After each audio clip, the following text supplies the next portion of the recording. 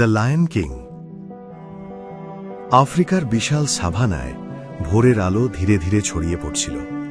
রাতের ঠান্ডা হাওয়া সরে গিয়ে সূর্যের উষ্ণ স্পর্শে ঘাসের ডগায় জমে থাকা শিশির কণাগুলো ঝিলমিল করে উঠল। দূরে প্রাইড রক পাথরের বিশাল গম্বুজের মতো দাঁড়িয়ে, যেন পুরো রাজ্যের অভিভাবক। পাখিরা ডানায় ডানায় আকাশ ভরিয়ে গান ধরল। জিরাফরা লম্বা গলা নেড়ে নীরবে শুভেচ্ছা জানাল। হাতিরা ভারী পায়ে এগিয়ে এসে সুর তুলে সম্মান জানাল। আজ সত্যি এক বিশেষ দিন। আজ প্রাইড ল্যান্ডস পেতে চলেছে তার ভবিষ্যৎ রাজাকে। প্রাইড রকের চূড়ায় দাঁড়িয়েছিলেন রাজা মুফাসা, শক্তিশালী, শান্ত, চোখে গভীর দায়িত্ববোধ। তার পাশে রানী সারাবি, কোলে তাদের ছোট্ট সন্তান সিম্বা। শাবকটির চোখে তখনও দুনিয়ার কোনো ভয় নেই, শুধু কৌতূহল আর আলো। ঠিক তখনই ধীরে ধীরে এগিয়ে এলেন জ্ঞানী ও রহস্যময় ম্যান্ড্রিল রাফিকি। তার মুখে অদ্ভুত হাসি, চোখে 100 বছরের জ্ঞান। তিনি সিম্বাকে কোলে তুলে আকাশের দিকে ধরলেন। সূর্যের আলো ঠিক তখনই শাবকটির গায়ে পড়ল। সব প্রাণী মাথা নত করল। এটাই ছিল জীবনের চক্রের সূচনা। কিন্তু ভিড়ের একেবারে ছায়ায় দাঁড়িয়ে থাকা সিংহ স্কারের চোখে আনন্দ ছিল না। তার চোখে ছিল হিংসা, বুকের ভেতর জমে থাকা ক্ষোভ। সে ফিসফিস করে বলল, এই শাবক আমার সিংহাসন কেড়ে নিল। দিন যায়, বছর আসে। ছোট্ট সিম্বা ধীরে ধীরে বড় হতে লাগল। সে ছিল দুরন্ত, প্রশ্নে ভরা। মাঝে মাঝেই নিজের লেজ ধরার চেষ্টা করত। কখনো রাজ্যের সীমানা ছাড়িয়ে যেতে চাইত, কখনো আকাশের তারা ছুঁতে। একদিন মুফাসা তাকে নিয়ে বের হলেন প্রাইড ল্যান্ডস দেখাতে। দূরে ছুটে চলা হরিণ, শান্তভাবে জল পান করা মহিষ, সবকিছু দেখিয়ে তিনি বললেন, দেখো সিম্বা, রাজা মানে শুধু শক্তি নয়, রাজা মানে দায়িত্ব। আমরা স্বীকার করি কিন্তু লোভ করি না, কারণ আমরা সবাই একে অপরের ওপর নির্ভরশীল। সিম্বার চোখ জলজল করছিল। সে মনে মনে ভাবল, একদিন সে বাবার মতোই মহান রাজা হবে। স্কার সব দেখছিল। সে বুঝেছিল এই শাবকের দুর্বলতা তার কৌতূহল। মিষ্টি কণ্ঠে সে সিম্বাকে বলল, তুমি তো খুব সাহসী, কিন্তু কি তুমি এলিফ্যান্ট গ্রেভিয়ার্ড দেখেছ? নালা আর সিম্বা নিষেধ অমান্য করে সেখানে পৌঁছতেই চারপাশ অন্ধকার হয়ে গেল। ভাঙা দাঁত, হাড়ের স্তূপ আর গুহার ভেতর থেকে ভেসে এলো বিকৃত হাসি। সেনজি, বানজাই আর এড, 3 হায়না ঝাঁপিয়ে পড়ল। ঠিক তখন আকাশ কাঁপিয়ে মুফাসার গর্জন। একা তিনি শত্রুদের তাড়িয়ে দিলেন। পরে বকুনি এলো, কিন্তু তার মধ্যেও ছিল ভালোবাসা। রাতে তিনি সিম্বাকে তারাদের দেখিয়ে বললেন, ওখানে আমাদের পূর্বপুরুষরা আছে, তারা আমাদের পথ দেখায়।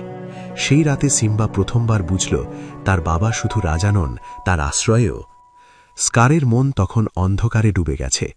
গিরিখাতের ভেতর হায়নাদের দিয়ে সে ভয়ঙ্কর স্ট্যাম্পিড ঘটাল। মাটি কেঁপে উঠল, আকাশ ধুলোয় ঢেকে গেল। মুফাসা ছুটে এলেন, ছেলেকে বাঁচালেন। কিন্তু বিশ্বাসঘাতক থাবা যখন তাকে ফেলে দিল, তার চোখে ছিল বিস্ময় আর গভীর দুঃখ। সেই মুহূর্তে শুধু একজন রাজা নয়, একজন বাবা হারিয়ে গেল। টিনন আর পুম্বার সঙ্গে সিম্বার জীবন বাইরে থেকে ছিল একেবারে রঙিন। সবুজ জঙ্গলের মাঝে রোদে ঝলমলে দিন, ঝর্ণার ধারে হাসাহাসি, পাতার ছায়ায় দুপুরের ঘুম। 3 জনে গান গাইত, হাকুনা মাটাটা, মানে কোনো চিন্তা নেই। সিম্বা পোকামাকড় খেত, দৌড়াত, হেসে লুটোপুটি করত। কিন্তু রাত নামলে সব বদলে যেত। চাঁদের আলোয় জঙ্গল নীরব হলে টিমন আর পুম্বা ঘুমিয়ে পড়ত, আর সিম্বা একা আকাশের দিকে তাকিয়ে থাকত। তার চোখে তখন বাবার মুখ ভেসে উঠত। গর্জনের শব্দ কানে বাজত। সে চুপচাপ নিজের লেজটা শক্ত করে ধরত। সে হাসতে শিখেছিল, কিন্তু ভুলতে পারেনি। ভেতরের সেই শূন্যতা, যে শূন্যতার নাম জানত না, সেটাই ছিল তার আসল বোঝা। একদিন হঠাৎ নালার সাথে দেখা। নালার চোখে ছিল ক্লান্তি, কণ্ঠে ছিল হতাশা। সে বলল, প্রাইড ল্যান্ডস আর আগের মতো নেই। ঘাস শুকিয়ে গেছে, জল নেই, সবাই কষ্টে আছে। সিম্বার বুকটা কেঁপে উঠল। তার ভেতরের রাজা নড়ে উঠল, কিন্তু ভয় তাকে চেপে ধরল। সে মুখ ফিরিয়ে নিল। ঠিক তখনই রাফিকি এগিয়ে এলেন। তিনি সিম্বাকে জঙ্গলের গভীরে নিয়ে গেলেন, একটি শান্ত জলাশয়ের সামনে দাঁড় করালেন। বললেন, ওই জলে তাকাও। সিম্বা নিজের প্রতিবিম্ব দেখল, আর তার মধ্যে বাবার মুখ। হঠাৎ আকাশে মেঘ সরে গেল, তারারা জ্বলে উঠল। এক পরিচিত কণ্ঠ গর্জে উঠল, রিমেম্বার হু ইউ আর। সে বুঝল বাবা কখনো যায়নি, সে তার ভেতরেই আছে। সেই মুহূর্তে সিম্বা সিদ্ধান্ত নিল, ভয় আর নয়, পালানো আর নয়। প্রাইড রকে ফিরে এসে সিম্বা থমকে দাঁড়াল। যে রাজ্য একদিন প্রাণে ভরা ছিল তা এখন শুকনো, ধূসর, নিস্তব্ধ। স্কারের চোখে তখন অহংকার। সে সিম্বাকে ছোট করতে চাইল, তার অপরাধ বোধ আবার জাগাতে চাইল। সিম্বা প্রথমে কাঁপল, কিন্তু তারপর গর্জে উঠল। সত্য বেরিয়ে এলো। হায়নাদের চোখে সন্দেহ জেগে উঠল। স্কার একা হয়ে পড়ল। আগুন, বজ্র, গর্জন, এক ভয়ঙ্কর যুদ্ধ শুরু হল। শেষে স্কার নিজের মিথ্যার জালে জড়িয়ে পড়ল। সে পড়ে গেল নিজেরই পাপের ভারে। যুদ্ধ থামল। আকাশ কালো হয়ে গেল। তারপর নামল বৃষ্টি। প্রথম ফোঁটা পড়তেই মাটি যেন নিঃশ্বাস নিল। শুকনো ঘাসে সবুজ রং ফিরল। জলধারায় প্রাণ ফিরে এলো। সিম্বা প্রাইড রকের চূড়ায় উঠে গর্জন করল। সে শুধু সিংহাসনে বসেনি, সে দায়িত্ব নিয়েছে। আকাশে সূর্য উঠল, নতুন দিনের আলো ছড়িয়ে পড়ল। আর কিছুদিন পর রাফিকি আবার একটি শাবককে কোলে তুলে ধরলেন। সব প্রাণী মাথা নত করল। জীবনের চক্র আবার চলতে শুরু করল। কারণ রাজারা যায়, কিন্তু দায়িত্ব আর ভালোবাসা কখনো মরে না। খরগোশ আর কচ্ছপ। একসময় দূর পাহাড়ের পাদদেশে ছিল এক অপূর্ব সুন্দর জঙ্গল। সকালের রোদ পাতার ফাঁক দিয়ে পড়ে মাটিতে সোনালি নকশা আঁকত। ফুলের গন্ধে বাতাস ভরে থাকত, আর পাখিদের গানে জঙ্গলটা সারাক্ষণ হাসি খুশি থাকত। এই জঙ্গলে থাকত এক চঞ্চল ও দ্রুত গতির খরগোশ। সে এত জোরে দৌড়াতে পারত যে অনেক সময় নিজের ছায়াকেও পিছনে ফেলে দিত। কিন্তু তার মনটা ছিল গর্বে ভরা। সে প্রায়ই বলতো, আমি সবচেয়ে সেরা, আমার মতো দৌড়াতে কেউ পারে না। আর একই জঙ্গলে ছোট্ট পুকুরের পাশে থাকত এক ধীর, শান্ত আর চিন্তাশীল কচ্ছপ। তার চলাফেরা ছিল ধীর, কিন্তু মনটা ছিল স্থির আর শক্ত। কচ্ছপ বিশ্বাস করত, ধীরে চললেও যদি থেমে না যাই, একদিন ঠিক পৌঁছাবো। খরগোশ প্রায়ই কচ্ছপকে দেখে ঠাট্টা করত, বলতো, এই কচ্ছপ, তুমি হাঁটছ না ঘুমাচ্ছ? সবাই হাসত, কিন্তু কচ্ছপ কিছু বলতো না। সে শুধু আকাশের দিকে তাকিয়ে শান্তভাবে হাঁটতে থাকত। একদিন খরগোশের অহংকার এতটাই বেড়ে গেল যে সে জঙ্গলের মাঝখানে দাঁড়িয়ে চেঁচিয়ে উঠল, আমি কাউকে হারাতে পারি না, এমন কেউ আছে নাকি? সব পশুরা জড়ো হলো। হঠাৎ কচ্ছপ ধীরে এগিয়ে এসে বলল, খরগোশ, তুমি যদি চাও আমার সঙ্গে একবার দৌড়ে দেখো। চারদিকে নীরবতা, সবাই অবাক। কচ্ছপ দৌড়াবে? খরগোশ হেসে লুটোপুটি খেয়ে বলল, ঠিক আছে, এতে আমার জয় আরো বড় হবে। পরদিন সকালবেলা দৌড়ের দিন ঠিক হলো। সূর্য উঠছে, পথটা ছিল লম্বা, ঘাস, ছোট পাহাড়, আর শেষে একটা বড় বটগাছের নিচে ফিনিশ লাইন। সবাই গুনল, 1, 2, 3, শুরু। খরগোশ ছুটে গেল ঝড়ের মতো, ধুলো উড়িয়ে অনেক দূরে চলে গেল। আর কচ্ছপ, সে মাথা নিচু করে এক পা করে এগোতে লাগলো। তার শ্বাস ভারী হচ্ছিল, রোদে খোলস গরম হচ্ছিল, তবু সে থামল না। খরগোশ অনেক দূর গিয়ে পিছনে তাকালো, কচ্ছপ তখনও অনেক পিছনে। খরগোশ হাসতে হাসতে বলল, এখনো অনেক সময় আছে, একটু বিশ্রাম নিলে কি হবে? সে বটগাছের ছায়ায় শুয়ে পড়ল। হালকা বাতাস বইছিল, পাখির ডাক শুনতে শুনতে খরগোশ ঘুমিয়ে পড়ল। এদিকে কচ্ছপ ধীরে ধীরে এগোতেই থাকল। পথে কাঁটা ফুটল, পা ব্যথা করল, তবু সে নিজেকে বলল, আমি থামব না, আমি পারব। সময় গড়িয়ে গেল, সূর্য অনেকটা উপরে উঠে গেল। হঠাৎ খরগোশের ঘুম ভাঙল। সে চোখ মেলে দেখে, ও না, কচ্ছপ তো সামনে। খরগোশ যত জোরে পারে দৌড়ালো, কিন্তু তখন জঙ্গল জুড়ে আনন্দধ্বনি, সবাই কচ্ছপকে ঘিরে ধরল। খরগোশ ধীরে এসে মাথা নিচু করে বলল, আজ আমি বুঝেছি, শুধু দ্রুত হলেই জেতা যায় না। কচ্ছপ মৃদু হেসে বলল, ধৈর্য আর নিয়মিত চেষ্টা, এই দুটোই আসল শক্তি। খরগোশ সেদিন থেকে আর কাউকে ছোট করে দেখেনি, আর কচ্ছপ, সে সবার অনুপ্রেরণা হয়ে রইল। ভাল্লুক আর 2 বন্ধু। ভোরের আলো তখনও পুরোপুরি ওঠেনি। বনের ভেতর দিয়ে সরু মাটির পথটা কুয়াশায় ঢাকা। পাতার ফাঁক দিয়ে সূর্যের নরম আলো পড়ে ঝিলমিল করছিল। পাখিদের কিচিরমিচিরে বনটা যেন ধীরে ধীরে জেগে উঠছিল। এই বনের পথ দিয়েই হাঁটছিল দুই ঘনিষ্ঠ বন্ধু, রাহুল আর সুমন। রাহুল ছিল শান্ত, ভাবুক আর বুদ্ধিমান। সুমন ছিল চঞ্চল, সাহসী আর নিজের উপর খুব ভরসা করত। হাঁটতে হাঁটতে সুমন বলল, দেখেছিস রাহুল, একসাথে থাকলে কোনো ভয় নেই, আমরা তো বন্ধু। রাহুল হেসে মাথা নাড়ল। বন্ধুত্ব মানে তো বিপদে একসাথে থাকা। ঠিক তখনই হঠাৎ বনটা অদ্ভুতভাবে নীরব হয়ে গেল। পাখিরা চুপ, পাতার শব্দ থেমে গেল। হালকা বাতাসেও যেন ভয়ের গন্ধ। দূর থেকে ভেসে এলো ভারী পায়ের শব্দ, থপ থপ থপ, তারপর গম্ভীর গর্জন, ঘর। দুই বন্ধু থমকে দাঁড়াল। ঝোপের আড়াল থেকে বেরিয়ে এলো একটা বিশাল কালো ভাল্লুক। চোখ দুটো লাল, দাঁত বের করা, শরীরটা পাহাড়ের মতো বড়। রাহুলের বুক ধকধক করতে লাগল।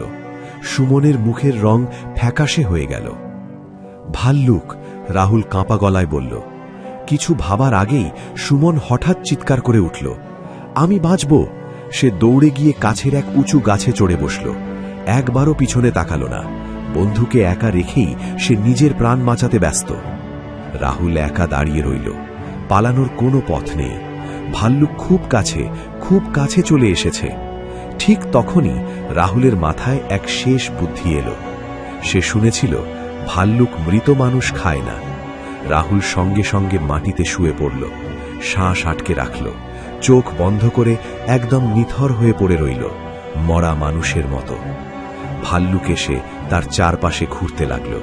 ভাল্লুকের গরম নিঃশ্বাস রাহুলের মুখে লাগছিল। ভয়ে তার বুক ফেটে যাওয়ার মতো লাগছিল, তবু সে একটুও নড়ল না। ভাল্লুক রাহুলকে শুকল, একবার, দুইবার, তারপর গর্জন ছেড়ে ধীরে ধীরে জঙ্গলের গভীরে চলে গেল। কিছুক্ষণ পর বনে আবার পাখির ডাক শোনা গেল। ভয় কাটল। গাছ থেকে সুমন নামল। সে হালকা হেসে বলল, ভাই, ভাগ্য ভালো, ভাল্লুক তোমার কানে কি বলেছিল? রাহুল ধীরে উঠে দাঁড়াল। তার চোখে কষ্ট, গলায় শান্ত কিন্তু কঠিন সুর। সে বলল, ভাল্লুক বলেছে, যে বন্ধু বিপদের সময় বন্ধুকে একা ফেলে পালায়, তার বন্ধুত্বের ওপর ভরসা করা যায় না। সুমনের মাথা নিচু হয়ে গেল। লজ্জায় সে আর চোখ তুলতে পারল না। সেই দিন থেকে সে বুঝে গেল, বন্ধুত্ব শুধু কথায় নয়, বিপদের সময় পাশে থাকাতেই সত্যিকারের বন্ধুত্ব। নৈতিক শিক্ষা: বিপদের সময় যে বন্ধু পাশে থাকে না, সে কখনো প্রকৃত বন্ধু হতে পারে না। কচ্ছপ আর দুই হাঁস। একটি সুন্দর গ্রামের পাশে ছিল একটি নীলচে পুকুর। পুকুরের চারপাশে ছিল তাল, বট আর কদম গাছ। সকালে রোদ উঠলে জলের উপর সোনালি আলো ঝিলমিল করত। এই পুকুরেই থাকত এক কচ্ছপ। তার খোলসটা ছিল শক্ত আর বাদামি রঙের, চোখে ছিল কৌতূহল। কচ্ছপটা খুব ভালো মনের হলেও সে একটু বেশি কথা বলতো। একই পুকুরে থাকত দুটি সুন্দর সাদা হাঁস। তারা ছিল শান্ত, বুদ্ধিমান আর খুবই বন্ধুবৎসল। প্রতিদিন সকালবেলা তিনজন একসাথে বসে গল্প করত। কচ্ছপ একটার পর একটা কথা বলতেই থাকত। তোমরা জানো আমি আজ কি দেখেছি? আর তারপর কি হলো জানো? হাঁস দুটো হেসে বলতো, আচ্ছা আচ্ছা, শোনো শোনো। কিন্তু একদিন সবকিছু বদলে গেল। রোদ পড়তে লাগলো খুব বেশি। দিনের পর দিন বৃষ্টি হলো না। পুকুরের জল ধীরে ধীরে কমে যেতে লাগলো। মাছেরা কষ্ট পেতে লাগলো। কাদায় ফাটল ধরল। এক সন্ধ্যায় হাঁস দুটো চিন্তিত গলায় বলল, এই পুকুরে আর বেশি দিন থাকা যাবে না। কচ্ছপ ভয়ে কেঁপে উঠল। সে বলল, তোমরা উড়ে যেতে পারবে, কিন্তু আমি তো হাঁটতেই ধীরে পারি। আমাকে একা ফেলে যাবে? হাঁস দুটো একটু চুপ করে ভাবল। তারপর এক হাঁস বলল, আমাদের একটা উপায় আছে। তারা একটি শক্ত লম্বা লাঠি নিয়ে এলো। আরেক হাঁস বলল, আমরা দুজন লাঠির দুই মাথা ধরব। আর তুমি দাঁত দিয়ে মাঝখানটা ধরে থাকবে। কচ্ছপ খুশিতে লাফিয়ে উঠল যতটা পারে। তবে হাঁস দুটো খুব সিরিয়াস গলায় বলল, একটা কথা মনে রেখো, আকাশে উঠলে একদম কথা বলবে না। কচ্ছপ মাথা নেড়ে বলল, আমি কথা বলবো না, কথা দিচ্ছি। পরদিন সকাল, হাঁস দুটো ডানা ঝাপটাতে লাগলো, আকাশে উঠল তারা। কচ্ছপ দাঁত দিয়ে লাঠি ধরে ঝুলে পড়ল। গ্রামের লোকজন আকাশের দিকে তাকিয়ে অবাক হয়ে গেল। দেখো দেখো, কচ্ছপ উড়ছে, কি আশ্চর্য! এই কথা শুনে কচ্ছপের মনে গরম লাগল। সে ভাবল, আমি উড়ছি না, আমাকে নিয়ে হাসাহাসি কেন? তার মুখ খুলতে ইচ্ছে করল। এক মুহূর্তের অসাবধানতা, কচ্ছপ কথা বলতে গেল। আর ঠিক তখনই লাঠি ছুটে গেল। ধাবাস! কচ্ছপ মাটিতে পড়ে গেল। ভাগ্য ভালো, সে বেঁচে গেল, কিন্তু খুব ব্যথা পেল।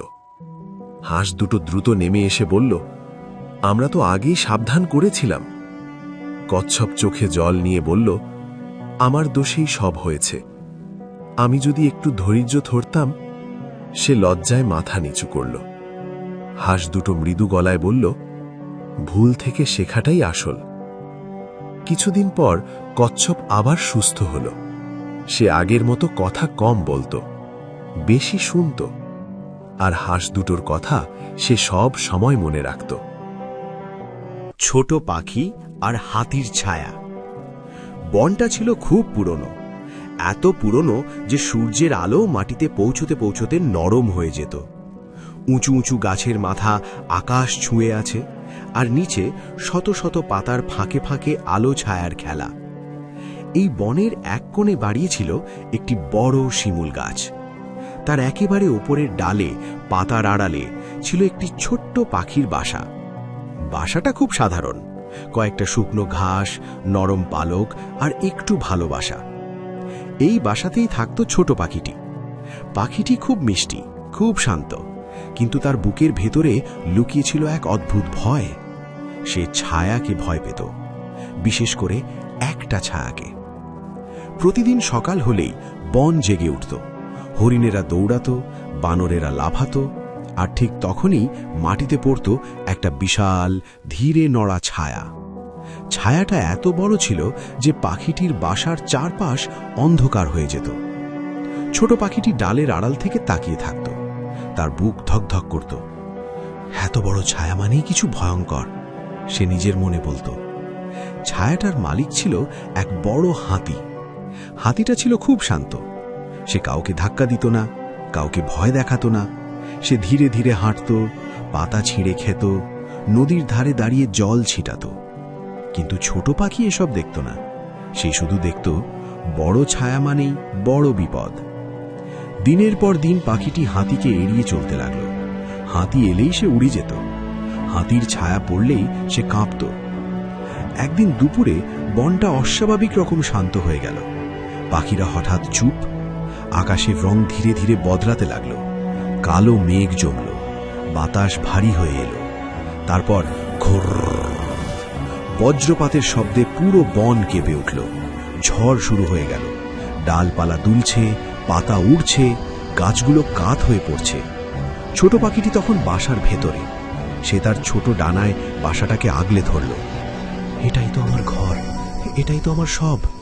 হঠাৎ সে শুনল ক্র্যাক ক্র্যাক, এক বিশাল গাছের ডাল ভেঙে যাচ্ছে। ডালটা ঘুরতে ঘুরতে সোজা আসছে পাখিটির বাসার দিকেই। ছোট পাখিটির চোখ বড় হয়ে গেল, তার গলা দিয়ে শব্দ বেরোল না। আমি তো উঠতে পারবো না, এটাই কি শেষ? ঠিক তখনই মাটিতে পড়ল একটা পরিচিত ছায়া। ছোট পাখিটির শরীর জমে গেল। ওই ছায়া, আমি যাকে সবসময় ভয় পেতাম। কিন্তু ছায়াটা থামল, আর তার সাথে থামল এক বিশাল শরীর, হাতি। হাতিটি এক মুহূর্তও দেরি করল না। সে নিজের মাথা, কাঁধ আর শক্ত শরীর দিয়ে ভেঙে পড়া ডালটার নিচে দাঁড়িয়ে পড়ল। বৃষ্টি তার গায়ে পড়ছে, বাতাস তাকে ধাক্কা দিচ্ছে, মাটি কাঁপছে, তবু সে নড়ল না। ডালটা গড়িয়ে একপাশে পড়ে গেল, বাসাটা অক্ষত রইল। ঝড় ধীরে ধীরে থামল, আকাশ পরিষ্কার হল, সূর্যের আলো আবার পাতার ফাঁক দিয়ে নামল। ছোট পাখিটি কাঁপতে কাঁপতে বাসা থেকে বেরোল। সে নিচে তাকালো। সে দেখল যে ছায়াকে সে এতদিন ভয় পেয়েছে সেই ছায়াই আজ তার ঢাল হয়েছে। পাখিটি উড়ে এসে হাতির সামনে বসল। তার চোখ ভেজা। আমি ভুল বুঝেছিলাম, বড় ছায়া মানেই ভয় নয়। হাতিটি ধীরে চোখ নামিয়ে বলল, ছোট বন্ধু, সব বড় জিনিস আঘাত করার জন্য বড় হয় না, কিছু বড় জিনিস তৈরি হয় রক্ষা করার জন্য। ছোট পাখিটি হালকা হাসল। তার বুকের ভেতরের ভয়টা যেন গলে গেল। সেদিনের পর থেকে পাখিটি আর ছায়াকে ভয় পায় না, কারণ সে শিখে গেছে সব অন্ধকারের আড়ালে ভয় নয়, কখনো কখনো ভরসা লুকিয়ে থাকে। নৈতিক শিক্ষা। সব বড় জিনিস ভয়ের নয়, অনেক সময় সেগুলোই আমাদের সবচেয়ে বড় নিরাপত্তা। মিথ্যাবাদী রাখালের গল্প। উঁচু উঁচু পাহাড়ে ঘেরা একটি ছোট গ্রাম। সকালে সূর্য উঠলেই পাহাড়ের গায়ে সোনালি আলো পড়ে। হালকা বাতাসে ঘাস দুলে দুলে নাচে। এই গ্রামের মানুষ খুব সহজ সরল। তারা একে অপরকে বিশ্বাস করে, সবাই মিলেমিশে থাকে। গ্রামের একটু বাইরে একটা উঁচু টিলার ওপর প্রতিদিন ভেড়া চড়ায় এক কিশোর রাখাল। তার হাতে একটা পুরনো কাঠের লাঠি, পায়ে ধুলো মাখা চটি। ভেড়াগুলো ধীরে ধীরে ঘাস খায়, কখনো ব্যাঁ ব্যাঁ শব্দ করে ডাকে। রাখাল ভেড়ার দিকে তাকিয়ে ভাবে, ওরা তো কথা বলতে পারে না, আর আমি সারাদিন একাই থাকি। তার চোখে ক্লান্তি, মন জুড়ে নিঃসঙ্গতা। দুপুরের দিকে সূর্য মাথার উপর, ছায়া ছোট হয়ে গেছে, হাওয়াও যেন থেমে গেছে। রাখাল পাথরের ওপর বসে আকাশের দিকে তাকিয়ে বলে, এভাবে সময় কাটে নাকি? ঠিক তখনই তার মাথায় এক চিন্তা ঢুকে পড়ে, একটা ছোট দুষ্ট চিন্তা। গ্রামের লোকজন যদি ছুটে আসে তাহলে তো আমার একাকিত্ব কাটবে। রাখাল হঠাৎ লাফিয়ে উঠে দাঁড়ায়, বুক ভরে বাতাস নিয়ে জোরে চিৎকার করে, বাঘ! বাঘ এসেছে, বাঁচাও! তার কণ্ঠ পাহাড়ে ধাক্কা খেয়ে ফিরে আসে। পাখিরা ভয়ে উড়ে যায়, ভেড়াগুলো দৌড়াতে শুরু করে। গ্রামে তখন তুমুল হইচই। মা বাবারা দৌড়ে বেরিয়ে আসে, বৃদ্ধরা লাঠি ধরে ছুটে আসে। সবার মুখে একটাই কথা, বাঘ এসেছে। কিন্তু টিলায় উঠে সবাই দেখে কোথাও কোনো বাঘ নেই। রাখাল তখন হেসে ফেলে, হা হা হা, আমি তো মজা করছিলাম। লোকজনের মুখ লাল হয়ে যায়। তাদের বিশ্বাসে প্রথম ফাটল ধরে। কয়েকদিন পর আবার একই ঘটনা, আবার চিৎকার, আবার দৌড়। এবার একজন বৃদ্ধ ধীরে ধীরে বলে, বাবা, মিথ্যা আগুনের মতো, খেললে একদিন নিজেকেই পুড়িয়ে দেবে। রাখাল চুপ করে থাকে, কিন্তু তার মনে তখনও ভয় ঢোকে না।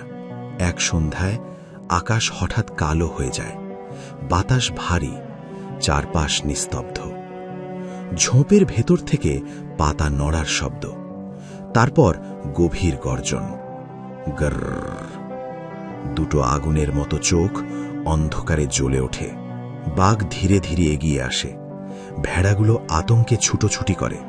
রাখালের শরীর জমে যায়, হাত কাঁপে, গলা শুকিয়ে যায়।